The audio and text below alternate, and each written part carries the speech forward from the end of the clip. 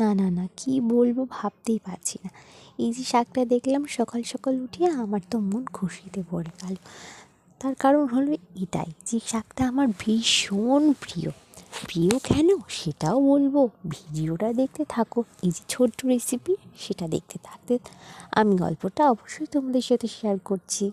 আর আমার সব থেকে ভালো এটাই লেগেছে যে এই শাকটায় কোনো সার দেওয়া নেই, সুতরাং এই শাকটা ভীষণ একটা আলাদা মাত্রায় স্বাদ আর টেস্টি। তো তোমরা এই শাকটা খাওয়ার অবশ্যই চেষ্টা করবে। আর এই শাকটা ভীষণ হেলদি হয় আমাদের জন্য। শাকটা প্রিয় আর স্পেশাল হবেই না কেন, কারণ এটা আমার একটা আঙ্কেল পাঠিয়েছেন যার বাড়ি অনেক দূরে আমাদের বাড়িতে।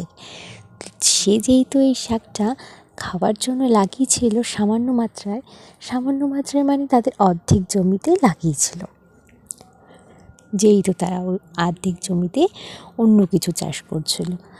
এই শাকটা তারা খাওয়ার জন্য পার্সোনালি লাগিয়েছিল, তো সেখান থেকে তারা আমাদের জন্য পাঠিয়েছিল। আর এটা সেকেন্ড টাইম পাঠিয়েছে।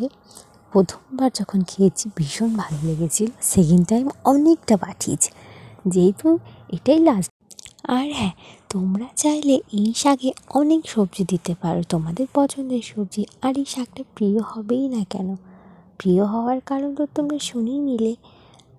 এক তো আমার মায়ের হাতের রান্না, আর দ্বিতীয়ত কোনো সার ছাড়াই এই শাকটা তৈরি করা হয়েছে। দুটো মিলে মিশিয়ে শাকের স্বাদটা অনেক বেড়ে যায়। তো শাকটা ভীষণ প্রিয় আমার কাছে।